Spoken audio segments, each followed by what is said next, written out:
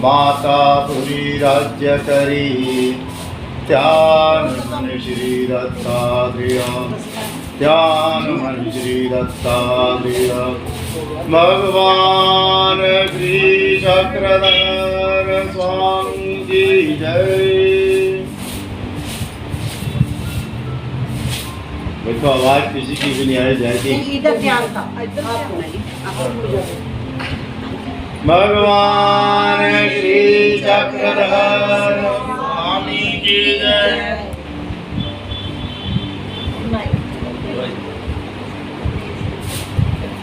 कहते द्रौपदी ने एक आवाज लगाई थी तो भगवान दौड़े हुए आ गए थे। हम कितने व्यक्ति यहाँ पर बैठे हैं?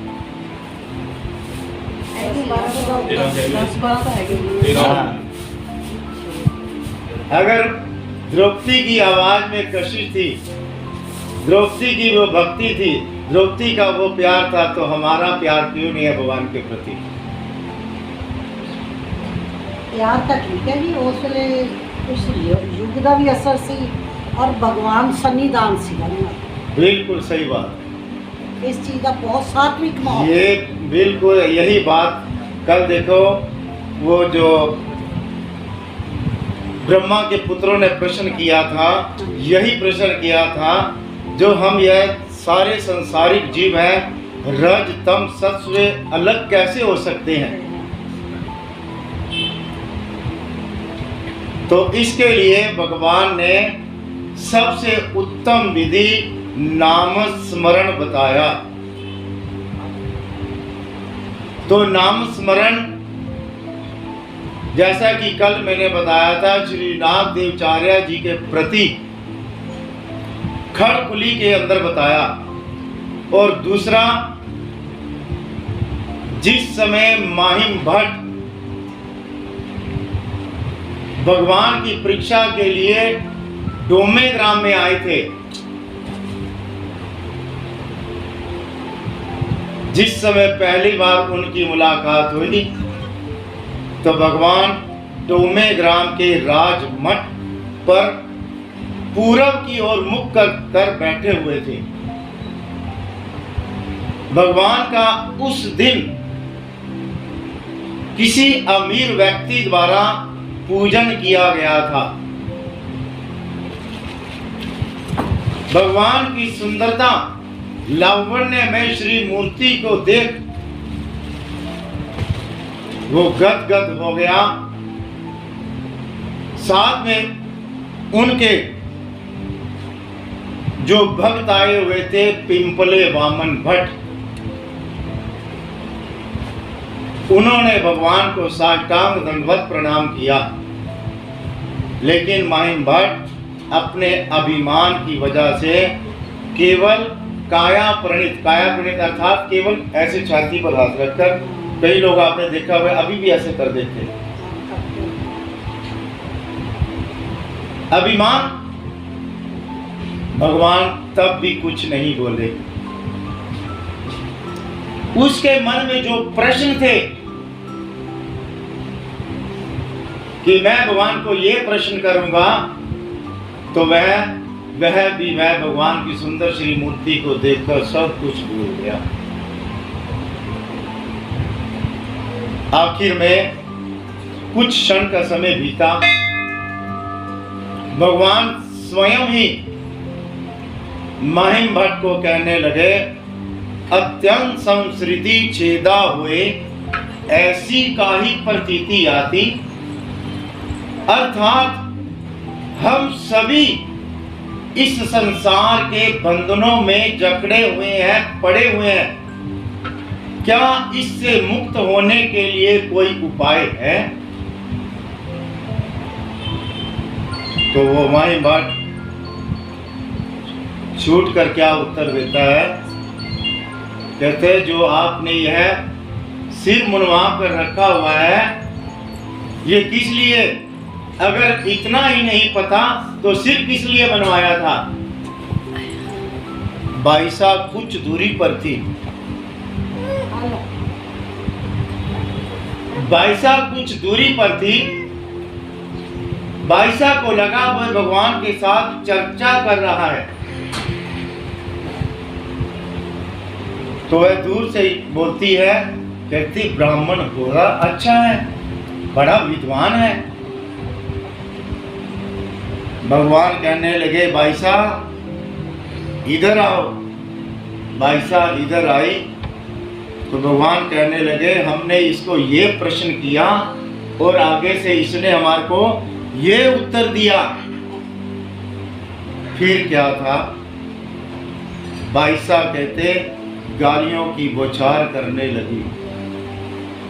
पंजाबी किदा मोया मर जाने कहते तेन कौन घर बुलाने गया सी? तू आपे ही आया, असी तेरे घर गए सी चर्चा जी करन, तू तेन पई है, ये साल थोड़ी पई है। कहते असी तो चंगे बैठे खाते पीते बैठे सी। लेकिन भगवान ने बाईसा को बीच में ही चुप करा दिया।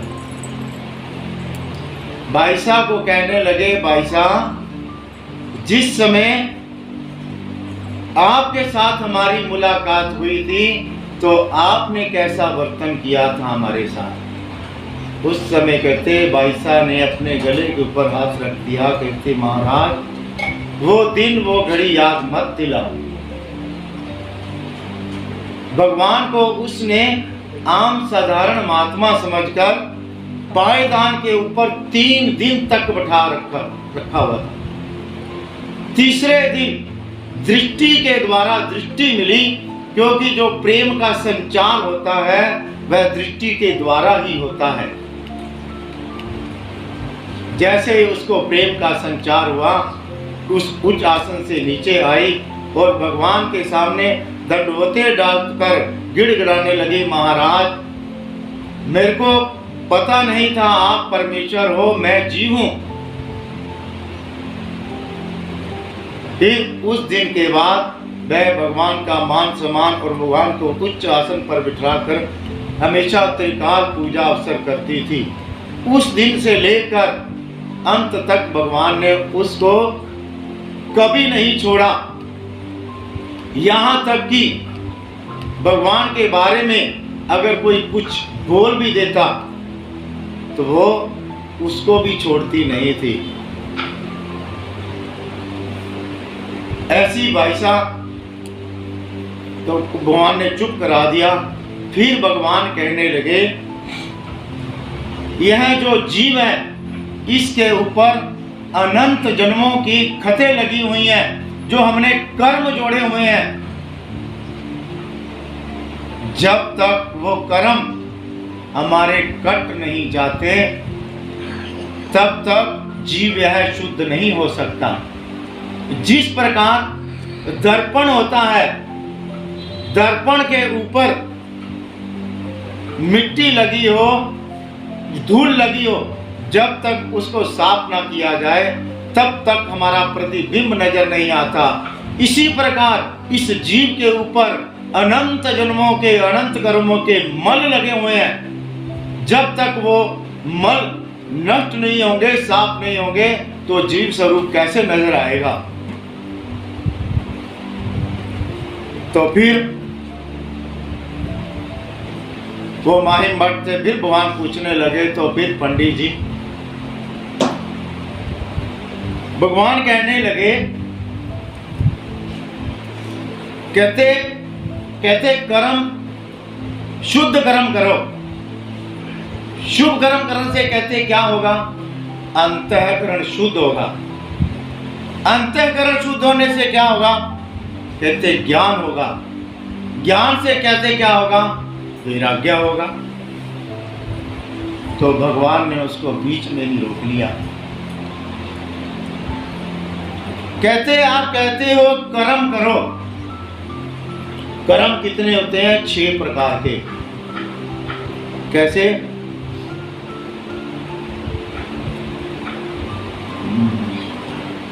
दान प्रतिग्रह, दान देना और दान लेना। और दूसरा कैसे था? यज्ञ करना, विधि करना। यज्ञ करना और यज्ञ करवाना। एक जोड़ी और थी मेरे दिमाग में एकदम आ नहीं रही। तप करना, नहीं, पठन पाठन। पठन पाठन। पाठ, पठन पाठन, पढ़ना और पढ़ाना। भगवान कहते ठीक है। अब हम एनीवे कोई भी कर्म करते हैं, कर्म करने के साथ साथ हिंसा होती है। सपोज करो गीता के अंदर आया हुआ है, कहते घर में झाड़ू मारने से, पुराने समय में उखली चलती थी, कहते उखली में दाने कूटने से, घर के आप बाहर जाते हो, कोई गाड़ी वाहन लेकर जाते हैं, उससे भी हिंसा होती है, कितने कीड़े मकोड़े मर जाते हैं। पानी भरने से, पानी के अंदर भी कितने ही बैक्टीरियाज होते हैं। पुराने समय में, ये अभी सिर्फ 10 से 15 साल हो गए, सभी घरों में ये आरओ वगैरह लग गए हैं। नहीं तो जितने भी महात्मा आते थे पहले, उनके पास शोधने होते थे अपने फिल्टर करने के लिए पानी। महाराष्ट्र में भी अभी ये बात खत्म हो चुकी है, 90% बात खत्म हो चुकी है। सब पूरे आश्रम के ऊपर बड़े बड़े फिल्टर लगे हुए। और आपने जैनियों को देखा होगा, जैनी मुंह ढककर क्यों रखते हैं? क्योंकि उठते बैठते चलते फिरते बैक्टीरिया हमारे मुंह में जाते हैं। हिंसा ना हो। और सबसे सूक्ष्म, हम कहते पलक झपकते हैं तब भी हिंसा होती है। भगवान ने पकड़ लिया उसको। तो कहते जो हमने कर्म किए कुछ हिंसा के प्रति, वो चले गए, और जो अच्छे उसके साथ कर्म हुए, तो उससे क्या होता है? देवताओं के फल मिलते हैं। ठीक है, सपोज करो जितनी मर्जी अच्छी भक्ति की, कहते स्वर्गों की प्राप्ति हुई। तो भगवान कहने लगे, लेकिन स्वर्ग का पुण्य खत्म होने के बाद फिर इस जीव को संसार में जन्म लेना पड़ता है। फिर ऐसे कौन से कर्म रह गए जिनसे कहते परमेश्वर की प्राप्ति होगी? वहां अड़ गया, फंस गया। भगवान ने यहां पर उसको डाल दिया। माइंड बट सोचने लगे, कहते वो गदरनायक सही कहते थे।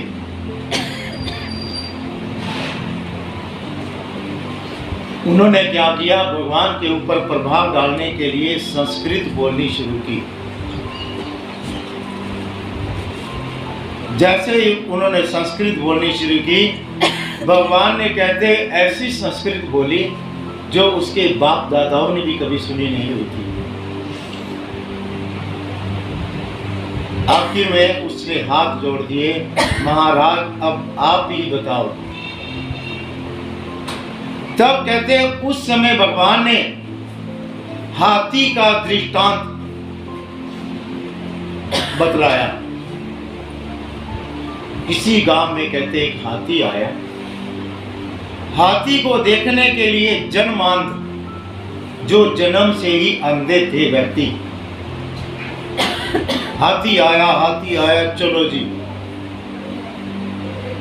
अब एक ने हाथी के कहते सूंड को पकड़ लिया, दूसरे ने कान को पकड़ लिया, तीसरे ने पांव को पकड़ लिया, चौथे ने पेट को पकड़ लिया और पांचवें ने पूंछ को पकड़ लिया। और सभी आपस में अनुमोदन करने लगे, बातें करने लगे। जिसने कहते सूंड पकड़ी हुई थी कहना हाथी,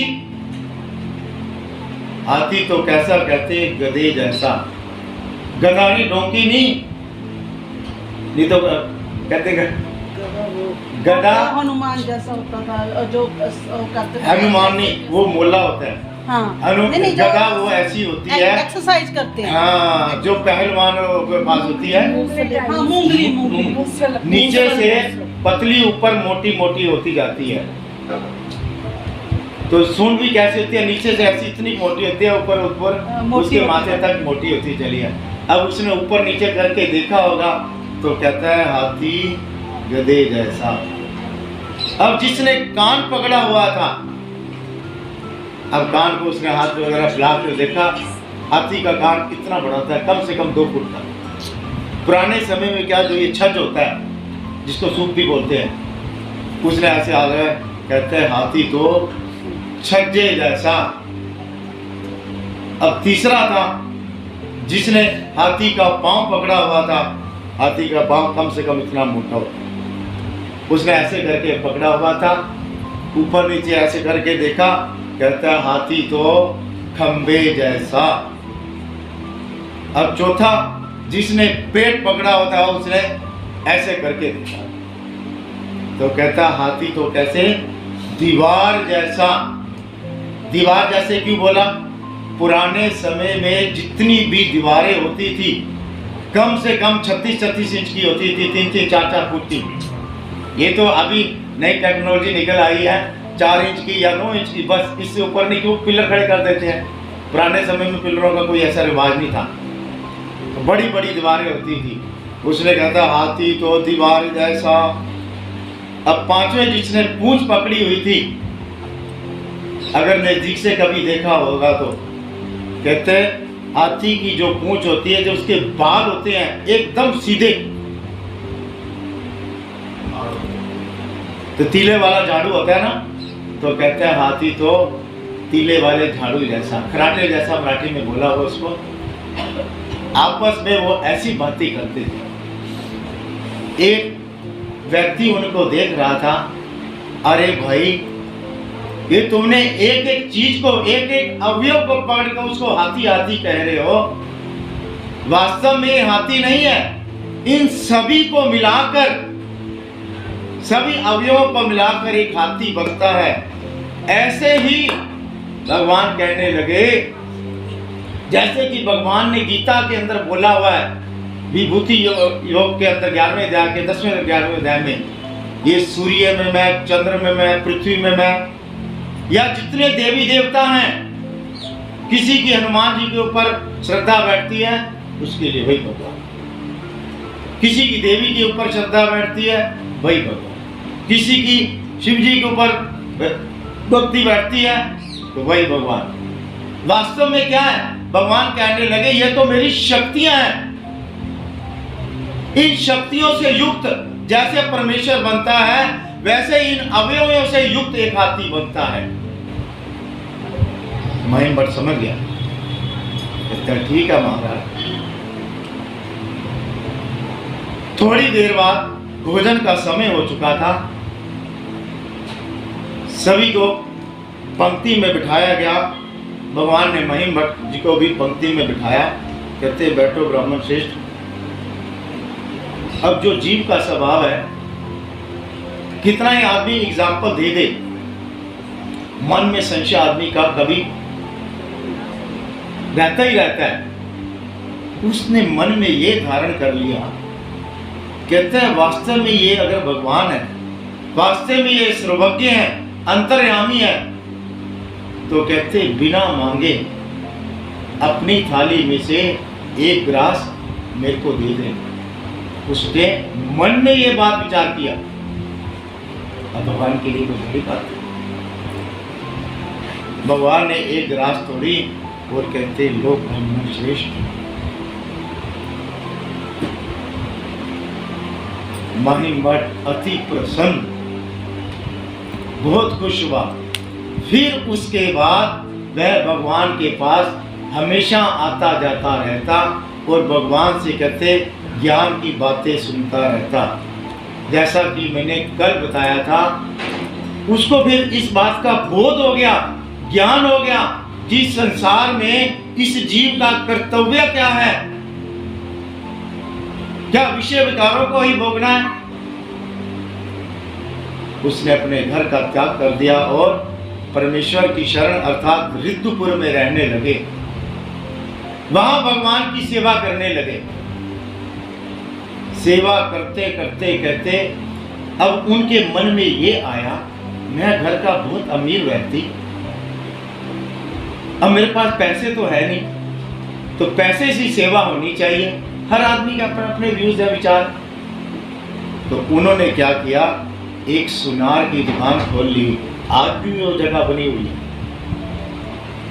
कहते जिस समय दुकान पर बैठते तो एक सेठ की तरह बैठते, अच्छे कपड़े पहनने, कस्टमर ने आना, ग्राहक ने आना, उनको दिखाना देना, लेन देन करना। लेकिन जिस समय उनका भिक्षा का समय हो जाना, उन्होंने अपने सादे कपड़े पहन लेने, लोगों के घर में जाकर भिक्षा मांगनी।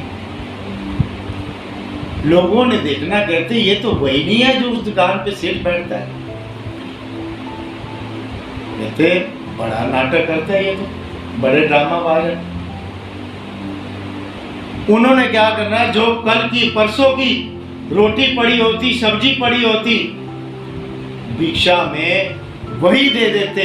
कहते क्यों दे देते, उस समय श्री प्रभु महाराज जी को किसी ने गायें दान की हुई थी। उनको लगता था ये भिक्षा का नाटक करके गायों के लिए कहते हैं ले जाता है। आते हैं ना सामने रेडी वाले मांगने के लिए, गौओं के लिए, तब वो कहते उसी भिक्षा को लेना। आज जहां पर राजमठ जो परमेश्वरपुर गए हुए हैं, कभी देखा है? तुझे गए बाबा जी? नहीं गए? आज जो राजमठ बना हुआ है,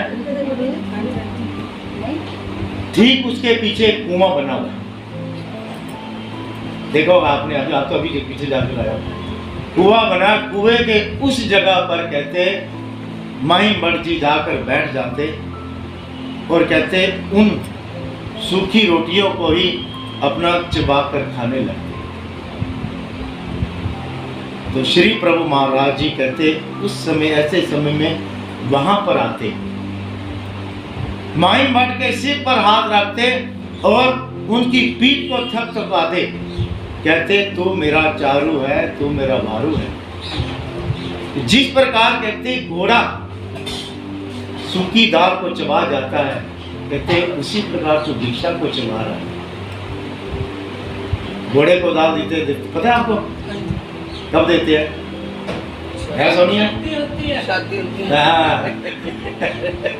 जिस समय दूल्हे को घोड़े पर बिठाया जाता है, हाँ, उस समय कहते वो जो बहनें होती है दाल की इतनी बड़ी प्लेट लेकर उसके सामने ले जाती है, ताकि ये कहते हैं हमारे भाई को गिरा न दे कहीं पे। तो कहते उसको बड़ी प्रेम से खाते। अब भगवान का कहते ईश्वर का अगर एक बार जीव को संबंध हो जाए तो कितने हजार वर्ष तक सुख फल मिलता है। मैंने बहुत बार बताया, अगर एक बार परमेश्वर का हमारे को स्पर्श हो जाए तो कितने हजार वर्ष तक सुख मिलता है। 7 जन्म होंगे? नहीं, मैंने बहुत बार बताया ये बात। 1000 वर्ष तक केवल एक बार अगर स्पर्श हुआ हो, आशीर्वाद रूपी आपके सिर के ऊपर हाथ रख दें या पीठ के ऊपर हाथ रख दें, अगर 2 बार हो जाए तो 10,000 वर्ष तक सुख मिलता है। ये मैं नहीं, श्री मुख के शब्द है, मैं अपनी तरफ से कुछ नहीं बोलूंगा। आप तो सही बोल रहे हो, आपके तो नहीं हम काट रहे हैं। और कहते फिर अगर 2 बार से ज्यादा हो जाए और 20,000 ब्रह्म विद्या है, कहते इसमें तुक्का नहीं चलता ना। बताने वालों को बताना चाहिए, नहीं पता तो कहते चुप रहना सबसे बड़ी बात होती है। क्यों, अगर मैं भी गलत बताऊंगा एक के बाद दूसरे तीसरे के बाद कहते बात बढ़ते बढ़ते कहाँ से कहाँ तक चली जाती है। वो ब्रह्म विद्या, भगवान का वचन झूठा हो जाएगा, इसलिए नहीं पता तो बोलो ही मत। मैं भी नहीं बोलता, नहीं पता होता ना मैं बोल देता मेरे को नहीं पता, कोई किसी ने फांसी थोड़ी दे देनी अपने को। तो कहते 2 बार संबंध हो जाए, स्पर्श हो जाए तो 10,000 वर्ष, अगर उसके बाद जितनी बार मर्जी संबंध आ जाए तो कहते सुख में वृद्धि हो जाती है। उसका जो उस जीव का सुख बढ़ता रहता है। अब सुख कैसे बढ़ता है? आज हम सभी हैं, हमारे घर गाड़ी है, रहने को कोठी है, ठीक है, बैंक बैलेंस भी है, बिजनेस भी है, सब कुछ है, सबके पास है ना। अब यही टाटा बिरला वाले और जियो वाले हैं, वही बिजनेस कर रहे हैं, वही हम सब कुछ कर रहे हैं, हमारे पास भी सब कुछ वैसा है, लेकिन उनके सुख में कितनी वृद्धि है। कितने कहते 400 कमरे हैं उनके यहाँ, जियो वाले के यहाँ, और 400 ही नौकर हैं। वो पता नहीं 400 ही कहते गाड़ियां ही होंगी, कितनी गाड़ियां होंगी 400 ही इसलिए होंगे है। ਉਹਨਾਂ ਦੇ ਨੌਕਰਾਂ ਦੇ ਕੋਲ ਗੱਡੀਆਂ ਨੇ ये एक समझाने के लिए बात बताई है, सुख में वृद्धि ऐसे होती है। चलो वो देखो हर आदमी के जैसे जैसे हमने कर्म किए उसी के अनुसार, लेकिन दुनिया की दृष्टि में तो है ना सुख। कहते हैं उसकी वो क्या अनीता अंबानी 2.5 लाख का क्या कहते कप का उसका जो चाय का कप, फिर है कि नहीं सुख में वृद्धि। हम कैसे ना मान ले जब भगवान बहुत बोलते हैं, क्या क्यों ना माने हम। अब उसको चश्मा बनवा के दिया 72 लाख का, लो, सुन। मैं तो सुन के हैरान हो गई। चलो ठीक है, ऐसे कहते सुख में वृद्धि होती है। तो वो माइंड भाट भगवान के पास कहते रह रहे थे, बीच में थोड़ा रह गया था। कहते जिस समय भगवान के पास गए परमेश्वरपुर, कल मैंने बताया था, तो गुड़ की टोकरी सामने रखी उन्होंने। ये कल का पीछे आगे बता रहा हूं। गुड़ की टोकरी सामने रखी, श्री प्रभु महाराज जी को गुड़ बड़ा अच्छा लगता है। गुड़ जैसे ही गुड़ सामने देखा, गुड़ को बड़े खुश होकर खाने लगे, एक के बाद दूसरा, दूसरे के बाद तीसरा। अब इतने भगत थे, किसी की हिम्मत नहीं थी श्री प्रभु महाराज जी को रोक दे गुड़ खाने के लिए। फिर किसी ने जाकर रसोई के अंदर बताया अबाइसा को। अबाइसा कौन? श्री नागदेवाचार्य जी की माता। उन दिनों में वो सेवा के लिए वहां पर गई हुई थी। तो अबाइसा बड़ी ही प्रेम से भगवान की सेवा करती थी। भगवान बड़े प्रेम से उसका सेवा का स्वीकार करते थे और उसको क्या बोलते थे हमेशा? टुंडी। आपने पढ़ा होगा शायद। टुंडी का मतलब क्या है? वैसी श्री भगवान ने मोज आपने। अच्छा, तो वो आई, गुड़ की टोकरी उठाई, रसोई के अंदर ले गई। अगर कहते अगर कोई दूसरा हाथ लगा देता, जोर से चांटा पड़ता। श्री प्रभु महाराज जी कभी किसी को बख्शते नहीं थे। केवल एक वही ऐसी भक्तानी थी। फिर चलो भाई भट्ट के साथ वार्तालाप हुआ। अब भगवान ने जो पूर्वी प्रकरण है, पूर्वी प्रकरण के अंत में लास्ट का जो सूत्र है वो क्या है? ते दास्या मोचक। ते अर्थात उस उभयदर्शी अवतार परमेश्वर का। दास्या भी कहते हैं 2 प्रकार से, अंतर और बाह्य। एक अंदर का काम होता है, एक बाहर का काम होता है। बाहर से सब्जी लानी है, फल लाने या कपड़े लाने है, और कुछ लाना है। सेवा और दास्य का ये फर्क है। जो दास्य होता है वो आंतरिक होता है, जो सेवा होती है बाहर की होती है। ये है नजदीकी नजदीकी दोनों, लेकिन फर्क इसमें ऐसे है।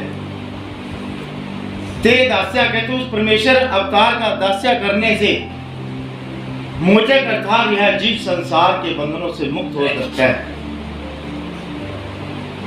तो कहने लगे महाराज, श्री प्रभु महाराज जो कहते मैंने सेवा करनी है। अब सभी ने अपनी अपनी तरफ दृष्टि मारी, कहते ये बर्तन का काम सेवा करती है, ये श्री प्रभु महाराज के कपड़े धोती है, ये सफाई का काम करते हैं, ये बाहर का काम करते हैं, ये रोटी पकाने का काम, सबने सेवा बांटी हुई थी। उस समय ये थोड़ी था कोई मेडल लगी हुई थी। तो कहते सोचने लगे सेवा, फिर ध्यान में आया, कहते हाँ एक सेवा है। कहते जो प्रतिदिन चूल्हा जलता है उस चूल्हे को, क्योंकि चूल्हे को रोज रोज लेपते नहीं है, एक दो तीन दिन के बाद लेपते हैं, क्योंकि जो चूल्हा है अंदर से जलने के बाद उसकी अंदर से जब मिट्टी उतरनी शुरू हो जाती है, उसकी कहते स्वाह निकाल कर, राख निकाल कर बाहर फेंकने के लिए और चूल्हे को प्रतिदिन मतलब लेपने के लिए अगर आप सेवा करना चाहो तो कर सकते हो। वो माहिम भट्ट जो हाथ में मशाल लेकर चलता था, वो माहिम भट्ट जो अपने पैर में रिंग डालकर चलता था और घर में 15 प्रकार की कहते थाली में सब्जियां और अनेक प्रकार के पकवान जो प्रतिदिन खाने वाला व्यक्ति, सबसे विद्वान व्यक्ति, कहते ये सेवा मैं। सेवा के अंदर ये बल है। और सेवा का बताओ, रुद्रपुर की बात है, इनको जरूर पता होगी, प्रेम माता जी को सुनी होगी कि एक हजारे बाबा थे। हजारे बाबा उनको इसलिए बोलते थे, उस काल में उनके पास 1000 महात्मा हुआ करते थे। उन्होंने कहते एक जगह से दूसरी जगह जाना तो अपने सभी शिष्यों को साथ में ले जाते थे। और यह जो आश्रम की परंपरा है, जानते हो कितनी देर पहले है? सिर्फ ज़्यादा से ज़्यादा 150 साल पहले की परंपरा है। पहले कोई मठ नहीं हुआ करते थे, कोई आश्रम नहीं हुआ करते थे। सभी आपके जैसे ही भक्त जो जितनी को छोटी मंडली बड़ी मंडली गांव के गांव वाले 2-4 आदमी मिलकर जाते, संतों को दंडवत निमंत्रण देते, कहते आप हमारे गांव में आओ, हम आपकी सभी मिलकर सेवा करें। अगर कोई अकेला करना चाहता अकेला भी कर सकता था। तो ऐसे चलता था। तो वो हजारे बाबा जी उन दिनों में परमेश्वरपुर में आए हुए थे। तो परमेश्वरपुर हमारा कहते वहां का कण कण पवित्र है। कैसे कण कण पवित्र है? ये भी भगवान के श्री मुख के वाक्य है, शब्द है। पहले तो श्री प्रभु महाराज जी ने वहां पर 125 वर्ष तक राज्य किया, वहां पर रहे। दूसरा कहते एक बार भगवान श्री चक्रधर स्वामी जी श्री प्रभु महाराज जी को मिलने के लिए गए। मैंने कल भी बात बताई थी, गुरु, राजा और भगवान इनको कभी भी कहते रिक्त हाथों से नहीं मिलना चाहिए, चाहे वो फूल का पत्ता ही क्यों ना। तो इन्होंने कहते श्री प्रभु महाराज जी के लिए एक वस्त्र लिया। वस्त्र लिया, श्री प्रभु महाराज जी से मिले। एक दिन गया, 2 दिन गया, तो श्री प्रभु महाराज जी की प्रवृत्ति ऐसी थी, वो जल्दी बात मानते ही नहीं थे। 1 दिन गया, 2 दिन गया, तीसरे दिन श्री प्रभु महाराज जी उनको प्रसन्न मुद्रा में दिखाई दिए। भगवान श्री चक्रधर स्वामी जी को उन्होंने उनको साष्टांग दंडवत डालना। कहते मेरी इच्छा है मैं आपको कहते स्नान करवाऊं, आपकी कहते मालिश करवाऊं। श्री प्रभु महाराज कहते ठीक है, आपकी इच्छा। भगवान श्री चक्रधर स्वामी और बाकी भक्त भाई साहब वगैरह मिलकर श्री प्रभु महाराज जी को स्नान कराने लगे। स्नान से पहले मालिश की जाती है, अब तो रिवाज खत्म हो गया बिल्कुल। पुराने समय फिर भी लोग कोई पहले सरसों का तेल वगैरह लगा के या कुछ और चीज बटना वगैरह लगा के छोटी मोटी मालिश किया करते थे, अब तो बिल्कुल खत्म हो चुकी है बातें। तो श्री प्रभु महाराज जी को मालिश की गई। तो फिर भगवान क्या कहते हैं, जिस वस्त्र उतारा भगवान ने, भगवान कितने हाथ का वस्त्र डालते थे पता है किसी को? 16 हाथ का। कितने हाथ का?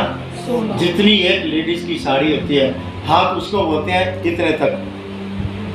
ऐसे आधा मीटर जैसे होगा। हाँ, आधा मीटर। आधा मीटर अपना ये 16 कितने हो गए? 8 मीटर। 8 मीटर की साड़ी होती है। 5 की। हाँ? चलो 5 की होते हैं। अब श्री ब्रह्मांड ने ब्लाउज थोड़ी डालना था, चलो ठीक है। तो वो श्री ब्रह्मांड नीचे से लपेट कर ऐसे लपेट देते थे। ये वो देखो सामने है फोटो, दिखाई दे रही है? इधर भी होगी, चौथे नंबर पे। तो ऐसे श्री ब्रह्मांड ने वो साड़ी डाली हुई थी, तो उस साड़ी को उतारा भगवान ने, उतार कर ऐसे बाईसा के हाथ में दी। बाईसा ने क्या किया, साड़ी को उसका इकट्ठा किया और जोर से ऐसे झटका मार दिया, झटका मार दिया, झाड़ दिया।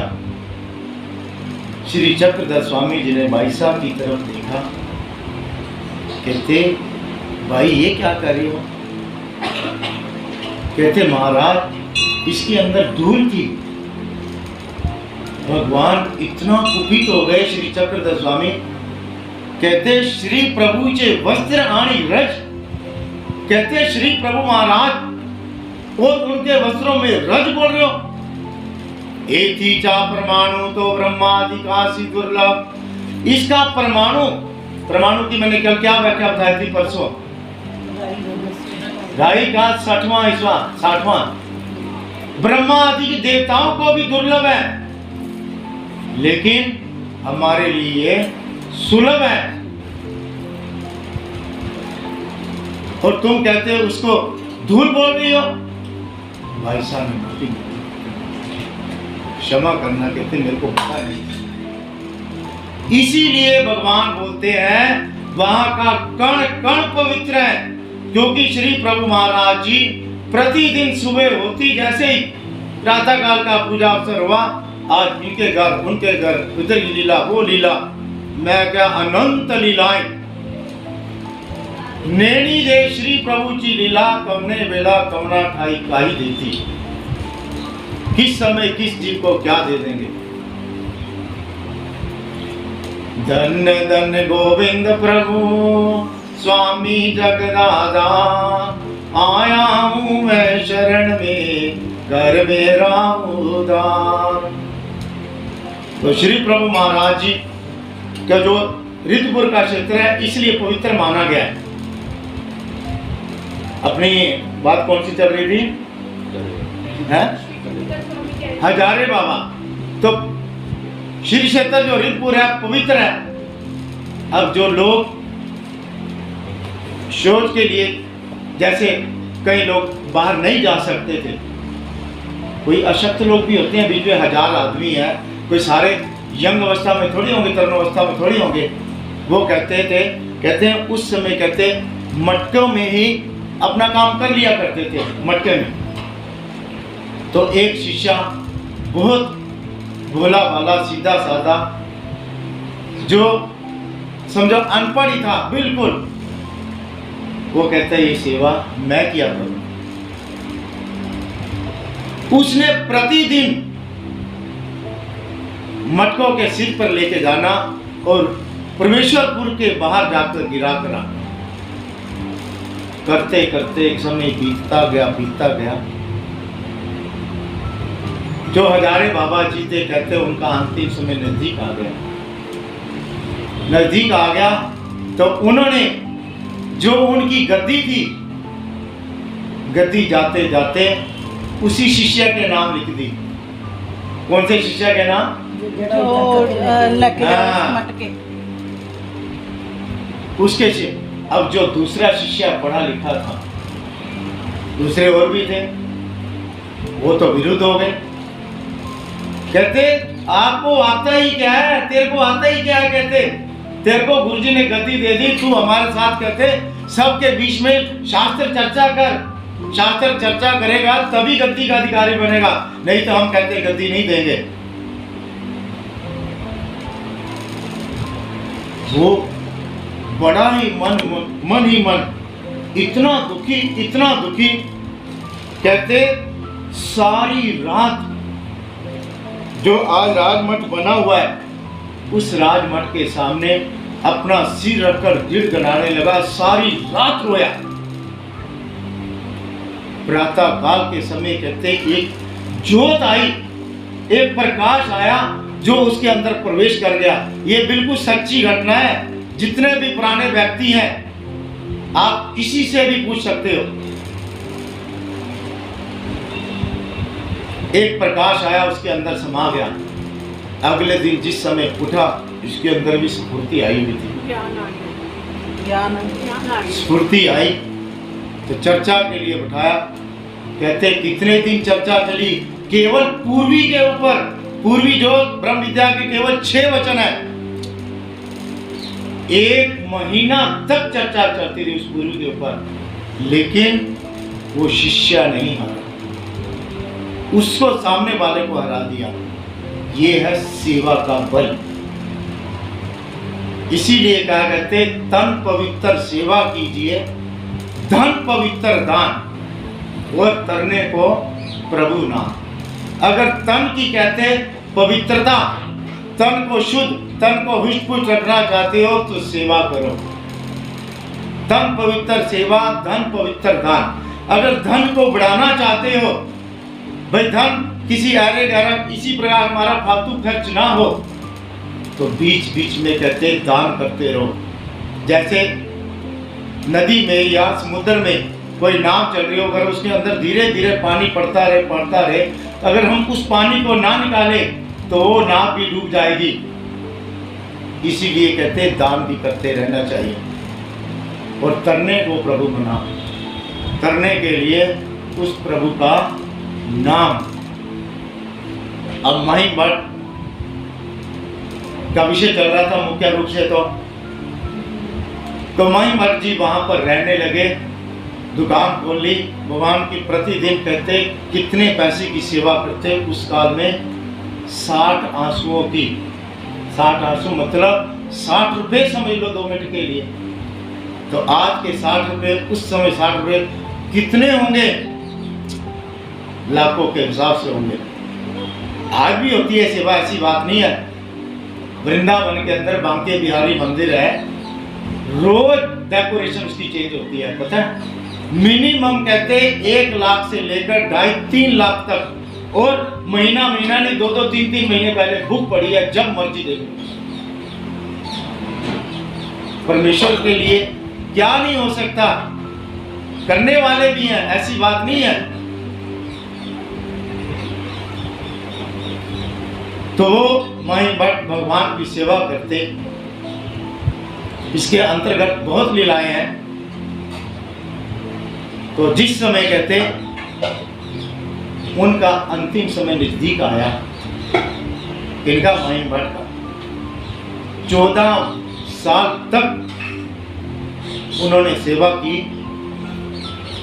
फिर वो बीमारी की वजह से, छोटा मोटा जैसे बीमारी होती है, 4 महीने पर पड़े। ਗੱਲ ਕਹੀ ਹੈ ਵੀ ਜਦੋਂ ਸ਼੍ਰੀ ਪ੍ਰਭੂ ਦਾ ਸਪਰਸ਼ ਹੋ ਜਾਂਦਾ ਸੀ ਉਹ ਹਜ਼ਾਰ ਸਾਲ ਜਿੰਦਾ ਸੀ, ਫਿਰ ਮਹੀਮ ਭੱਟ ਕਿਵੇਂ ਉਹ ਹੋਏ?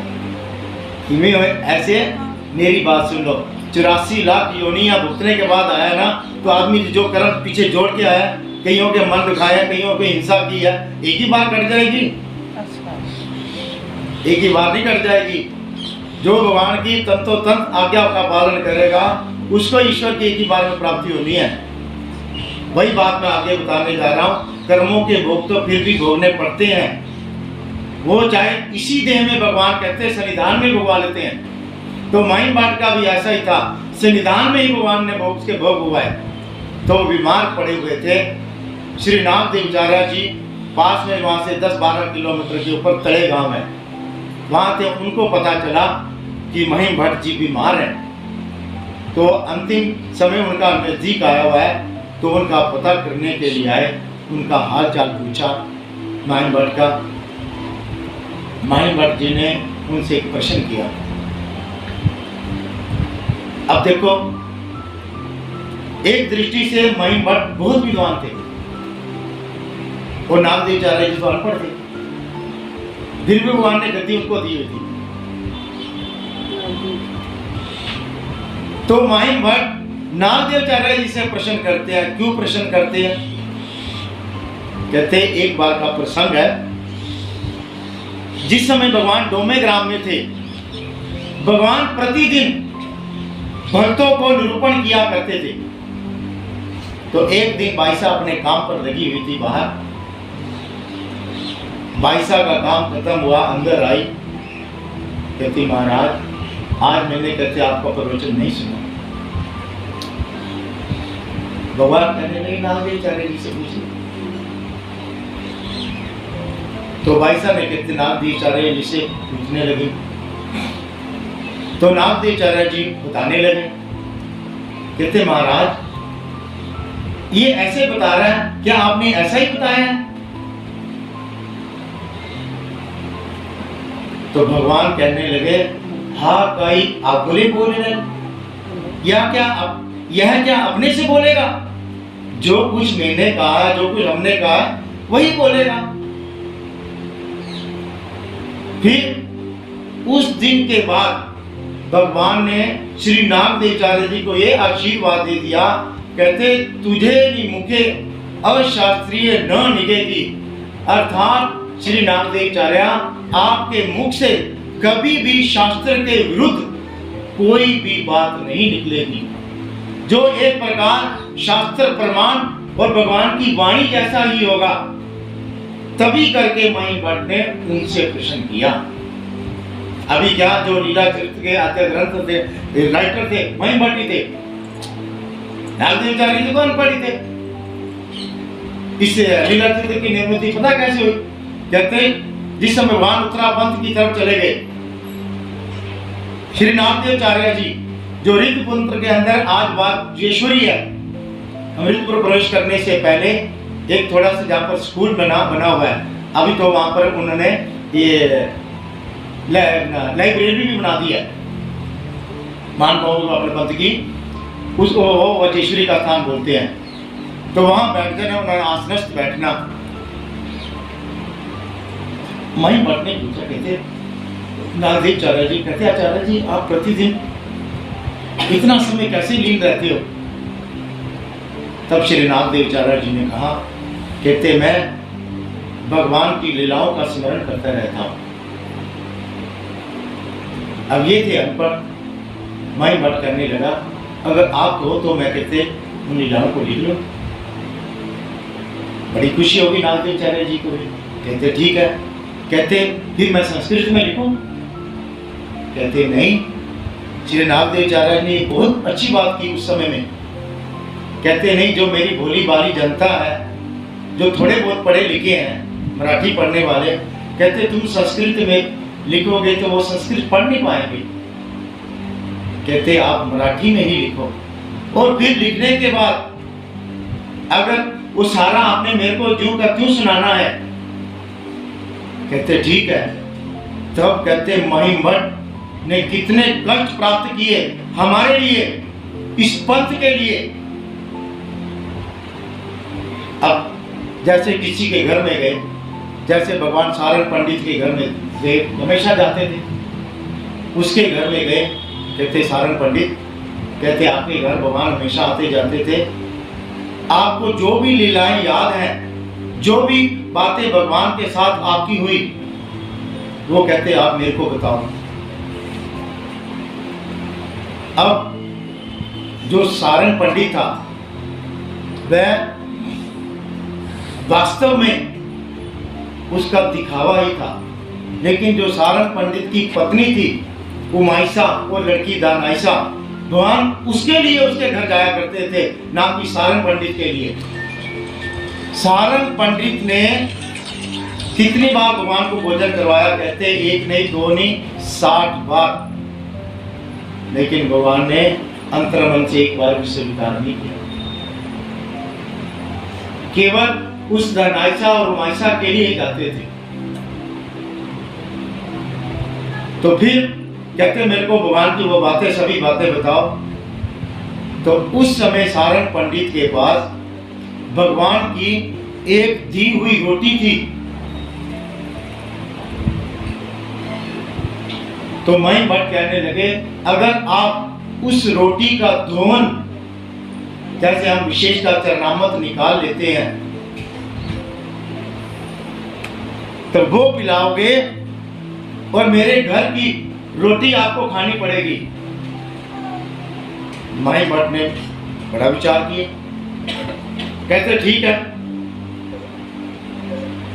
अब आगे उनके घर में जो पूछना था पूछ लिया, लिखना था लिख लिया। लिखने के बाद रोटी का समय हो गया। रोटी का समय हो गया, रोटी की थाली सामने ला दी तो और रोटी का धुआं इन्होंने निकाल दिया चरणामृत। उस चरणामृत को लिया, रोटी का एक घास खाया, कहते मेरी तो तबीयत खराब होगी, मेरा जी मचल रहा है। बहाना किया और घर से बाहर निकल गया। दूसरा एक था डकले खेई भट्ट, डकले जिसको भगवान बोलते थे, उसके पास गए माई भट्ट। कहते आप हमेशा भगवान के पास आया जाया करते थे, आप ही कहते कुछ भगवान की लीला मेरे को बताओ, मैं उन लीलाओं को लिखना चाहता हूँ। कहते भाई देखो, आज तो मेरी आजकल फसल का काम है, बीज बुआई का काम है, तो मैं तो खेतों में जाता हूँ, जाना मेरे पास वही टाइम है। तो कहते कोई बात नहीं, कहते तुम अपना हल चलाते रहना, मैं कहते भगवान की लीलाओं को लिखता रहूंगा। तब माई भट्ट ने वो हल चलाता, साथ साथ में बोलता जाता, इनकी लीलाएं लिखते थे। ऐसे माही भट्ट जो हमारे इसके राइटर हैं, कितनी मेहनत की हमारे लोगों के लिए। तो वो अंतिम समय चारपाई पर पड़े हुए थे। नामदेव चार्य जी को प्रश्न करते हैं, मज देव होएगा, अर्थात मेरे को परमेश्वर की प्राप्ति होगी। श्री नामदेवाचार्य जी एक क्षण के लिए आपके मुंदी विचार किया। माई भट्ट तपाक से बोलते, कहते इसका मतलब मेरे को परमेश्वर नहीं मिलेंगे। श्री नामदेवाचार्य जी कहने नहीं, ऐसी बात नहीं है। कहते आपको श्री चक्रधर स्वामी जी का भी सन्निधान प्राप्त हुआ, श्री चक्रधर महाराज जी की भी सेवा प्राप्त हुई, श्री प्रभु महाराज जी का भी सन्निधान प्राप्त हुआ, उनकी भी सेवा प्राप्त हुई। अगर आपको परमेश्वर की प्राप्ति नहीं होगी तो किसको प्राप्ति होगी? जैसे ही इतने शब्द सुने, मुझे पता चला।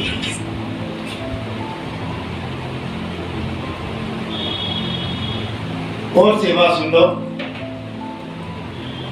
एक महात्मा थे, शाम का समय था, जा रहे थे, उनकी झोली में पारस था।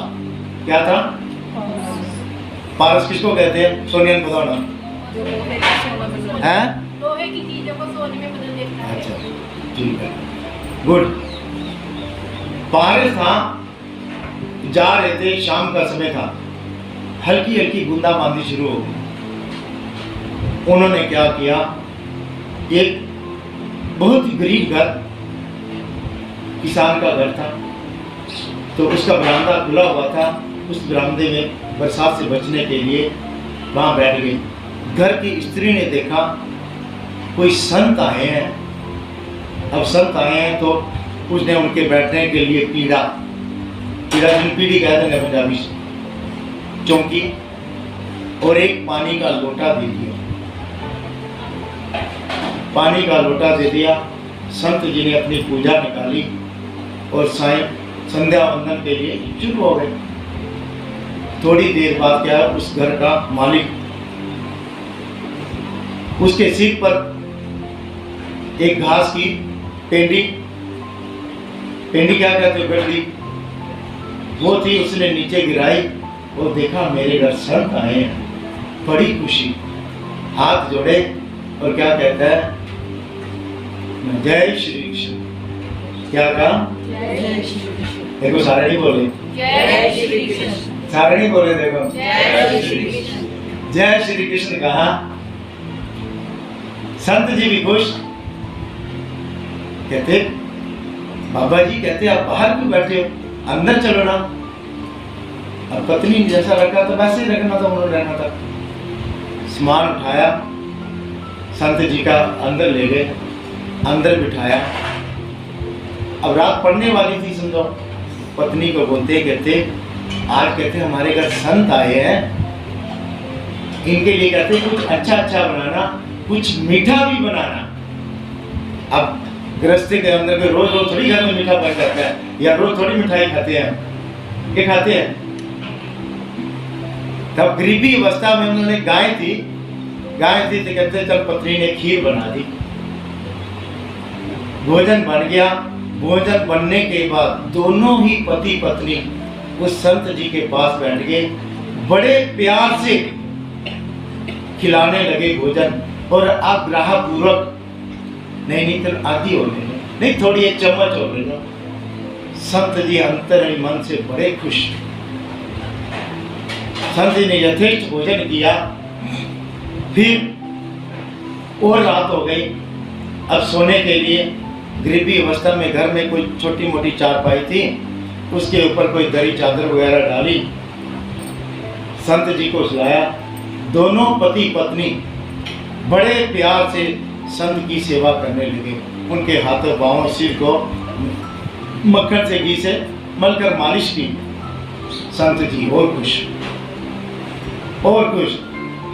जिस समय अंत में संत जी सोने लगे तो संत जी क्या कहते हैं, आपके घर में जितनी लोहे की वस्तुएं हैं वो सभी कहते मेरी चारपाई के नीचे रख दो। अब वो किसान था, किसान के घर में क्या होगा, हल, कुराड़ी, खुरपा, दांती या और कोई जो वस्तु होगी सब उसके नीचे रख दी। अब संत जी कितने बजे उठे, कहते 2:30-3 बजे के करीब उठे। गीता के अंदर भी भगवान यही बोलते हैं, जो योगी पुरुष होता है उसके लक्षण क्या है, जिस समय दुनिया सो रही होती है वो जागता है, जिस समय दुनिया जाग रही होती है ये सोया होता है। हमारे यहाँ जितने मंदिर में लोग आते हैं ना, जब सुबह आते हैं 7 बजे के बाद, मैं सोया रहता हूँ। लोग कहते हैं गुरुजी हमेशा सोए रहते हैं। मैं कहता बहुत अच्छी बात, मेरा मन खुश हो जाता है। कहते हैं जब भी जाओ गुरुजी सोए रहते हैं, बढ़िया, बहुत खुशी होती है मेरे को। चलो उन्होंने क्या किया, संत ने अपना पारस निकाला और जितनी भी लोहे की वस्तुएं थी सभी को स्पर्श किया और अपने गंतव्य की तरफ चले गए। अब जो किसान होता है, किसान को हमेशा क्या लगता है, सुबह सूरज निकलने से पहले ठंडक में जितना काम हो जाए उतना ही अच्छा है, बाद में धूप निकलने के बाद उतना काम नहीं होता। उसने अपना सामान उठाया, खेतों की तरफ चला गया। पहले हल चलाने लगा, हल थोड़ा सा चला तो हल रुक गया। उसको लगा हो सकता है कोई बड़ा पत्थर आ गया हो, चलो कहते फिर बाद में देख लेंगे। हल को साइड पे रख दिया। फिर खुरपा निकाला, खुरपा से कहते घास काटने लगा। अब जो खुरपा भी था वो भी कुछ क्षण चला, वो भी चलना बंद हो गया। फिर दांती निकाली, दांती से टहनियाँ वगैरह काटने लगा, वो भी जरा सी चली, वो भी बंद हो गई। फिर कुराड़ी से कुछ और मोटी टहनियाँ काटने लगा, वो भी कुछ चली, बंद हो गई। मन ही मन बड़ा दुखी हुआ, खिन्न हुआ और विचार क्या करता है, कहला कल बाबा जी ऐसी सारेगा, कहते कोई टोना ही कर गया। कहते यार मेरा सोने जया दिन सारा मिट्टी हो गया। ये विचार करते करते सारा सामान अपने सिर पर लिया, अपने घर तक पहुंच गए। बाहर से जोर जोर के आवाज आते हैं, भगवान भगवान दरवाजा खोल। कहले कल कौन से बाबा जी को शरण दी थी, कहते मेरा आज सोने जैसा दिन मिट्टी हो गया। इतने शब्द बोले और जो सामान था नीचे फेंका। वही घड़ी, वही क्षण, वही वो समय था जो सूरज निकला। जिस समय सूरज निकलता है तो सूरज की अवस्था कैसी होती है? लालिमा होती है, तांबे का कलर होता है। देखना कभी, पता ही है सबको, इसमें कोई शक वाली बात नहीं। तो जो सूरज की किरणें थी, जो वो औजार थे, नीचे फेंकने से उसकी मिट्टी झड़ गई थी। तो वो तो 24 कैरेट का सोना था। उसमें से किरणें निकलने लगी, रिफ्लेक्शन होने लगा, किरणें इधर उधर निकलने लगी।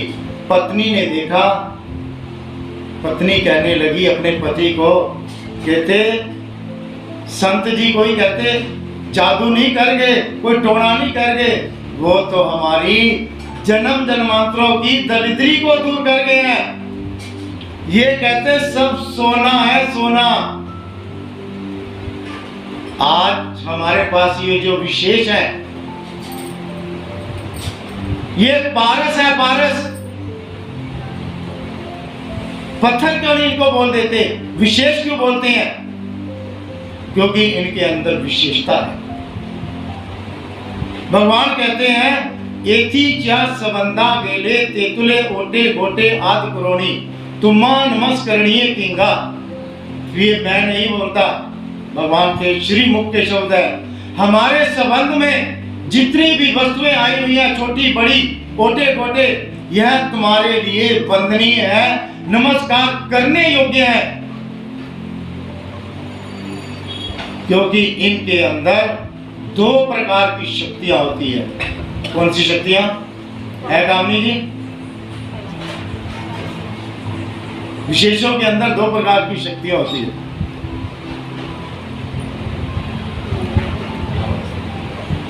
देखो भूल गए सब, पहले सब याद है।